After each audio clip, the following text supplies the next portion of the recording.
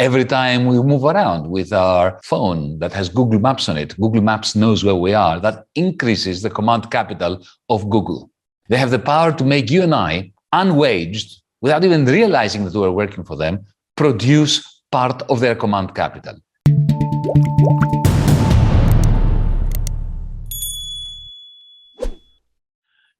These are pretty bleak days. I was very much looking forward to sharing with you my latest fixation. When I say latest, over the last 2 or 3 years, I have this fixation that we no longer live under something that can be defined properly as capitalism. Look, wherever we turn, we see capital. Capital making gains over labor, over society, over our democracies. And here I am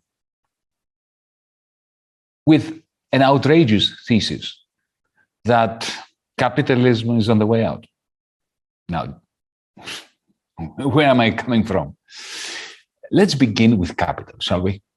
Now, what's capital? It's not money. It's not a kind of divinity. It's something very tangible. Economists, and I used to be an economist up until fairly recently, we define capital as goods that have been produced for the purposes of assisting in the production of other goods. In other words, produced means of production. That was what capital was. Robinson Crusoe's salvaged fishing gear in fiction, a farmer's plow back in ancient times, in feudal times today, a smith's furnace or hammer.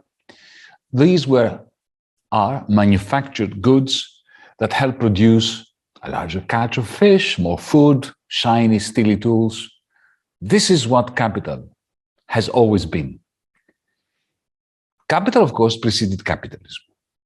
Capitalism is a system, a mode of production and distribution of goods and services, in which the power to compel others to do things is vested in those who have ownership over capital goods. In the previous mode of production, under feudalism, power sprang out of ownership of land. With the transition, the great transformation from feudalism to capitalism, increasingly power shifted from those who had land to those who owned capital goods. Capitalism vested the owners of capital with 2 new powers. The first power was to compel those who did not have capital to work for them. That's the whole point of being a capitalist. Your ownership of capital goods means that you have the power, the bargaining power over people who do not own capital goods, the only capital that they have to offer is their own human labor, to work for you. The second power, of course, is the power of the capitalist class, of those who own the majority of capital goods, to set the agenda, and to set the agenda in the various fora where big, important decisions are taken on behalf of everyone. In the past, under feudalism, it was the landowners that had the power to set the agenda. My hypothesis, which I want to share with you and to try to explain and to convince you about, is that we now have a new form of capital. When I say now, I mean the last 10, 15 years or so. A new form of capital, I shall be arguing, is emerging.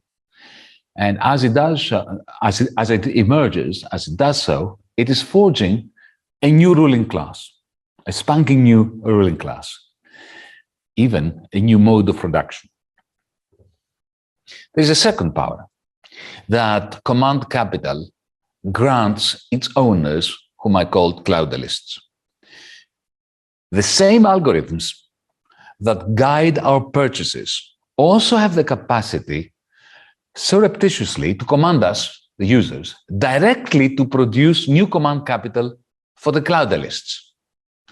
I need to stress the importance of this. Under capitalism, the only way capital could be generated, could be produced, was when a capitalist had workers, working for her or him, usually him, through the production of surplus value. An amount of that surplus value was reinvested into capital goods. So the only way capital could breed was through the labor market, through the labor process, through the manufacturing that was taking place using waged labor at the factory, in the office, in the supermarket. But what I'm saying here is that the cloudalists have a power that no capitalist ever had. They have the power to make you and I, unwaged, without even realizing that we are working for them, produce part of their command capital. Every time we move around with our phone that has Google Maps on it, Google Maps knows where we are, that increases the command capital of Google. So we are contributing directly capital, not through some kind of market, without us being waged or part of the labor process at all. This is a new power that capitalists never had. While all this is taking place, has been taking place now for a good 15 years at least, capitalism itself as a socio-economic system that went through various transformations and metamorphoses. After the Second World War, it became a planned system with Bretton Woods, with huge constraints, very nice constraints on the bankers, on the financiers. Remember, we had capital controls for 20, 25 years. People, you couldn't move millions or trillions or billions between countries just by pressing a button. So then we had financialization and neoliberalism and globalization. And then we had the massive crisis, the nemesis that followed the hubris of financialization and globalization in 2008. All the banks went belly up in 2008. In April 2009, under Gordon Brown, who was then Prime Minister of the United Kingdom, there was a meeting of the G7, the G10, the G20 in London. They coordinated the printing presses of the various central banks, from the Federal Reserve, the Bank of England, the European Central Bank, the Bank of Sweden, the Bank of Switzerland, the Bank of Japan, and so on. They printed a lot of money and they refloated finance. But in so doing, given that the other side of the same coin was austerity for the vast majority of people in the world, you had a combination of austerity for the many and socialism for the bankers with printed money. I don't want to focus on whether this was fair, unfair, it boosted inequality. Of course, it was unfair, and of course, it boosted inequality, but it did something far more significant from the perspective of the lecture that I am delivering tonight. It replaced the role of profits in capitalism with central bank money.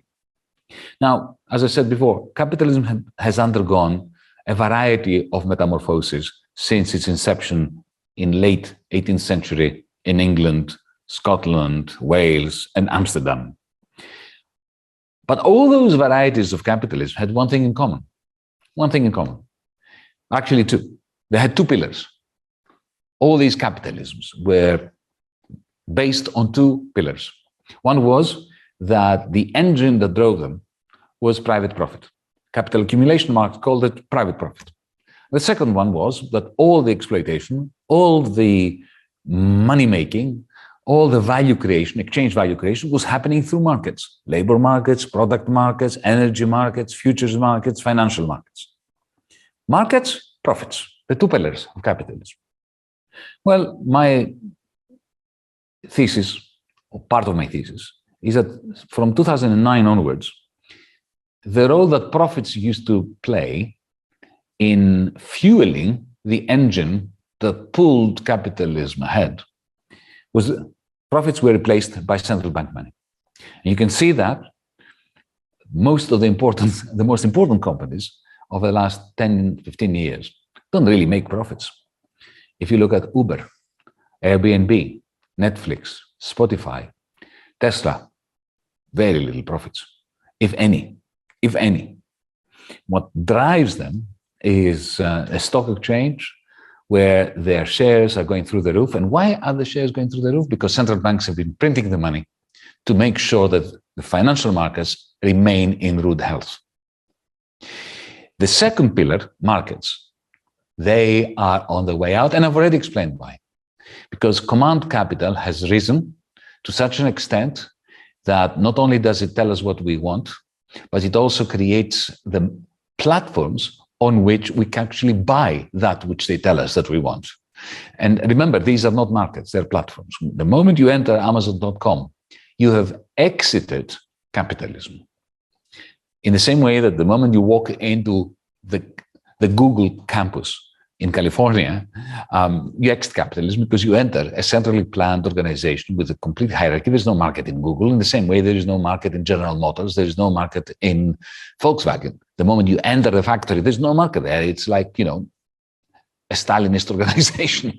Maybe it's quite pleasant, but it's still a hierarchical, top-down, non-market organization. The moment you enter Amazon.com, remember, there is one person that owns the algorithm that determines, once you are in Amazon.com, what you see, what you can buy, what you can't buy, what you can't see. Some people see one thing, other people see another thing. It's this algorithm that determines that. This is not a market. This is like a feudal estate, a fiefdom. Only it's a digital one, a digital fiefdom. So if you take seriously my hypothesis so far, what we have is a new kind of capital, which I call command capital, that has given rise to a new ruling class, the cloudalists, with traditional capitalists becoming subsumed, becoming a vassal class vis-a-vis the cloudalists. You have the replacement of profit-making with central bank money, which creates new ways of telling people what to do. Yeah?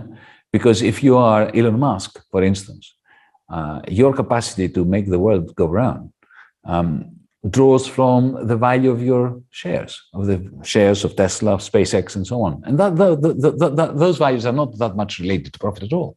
They're related to the state money that central banks are printing, as well as to the command capital of companies that can, through, even when you buy a Tesla, it is command capital that directs the car. You know that when you buy a car like a Tesla, unlike a Volkswagen or Ford or, you know, a Jaguar, the company can just press a button and switch off your car or stop updating it. And that's it. Your car is kaput very, very soon after that. So capital may indeed be everywhere. And it's clearly on a rampage. It is on a triumphant march, flattening democracies, flattening social capital, flattening labor, creating an ever-burgeoning precariat, a vassal capitalist class. But capitalism, as we understood it so far, is on the way as a result of this new form of command capital that is giving rise to a new ruling class. There is no contradiction here. Just a sign of a new form of capital that dispenses with markets and whose reproduction, the production of command capital, is guaranteed by state money, not private profit.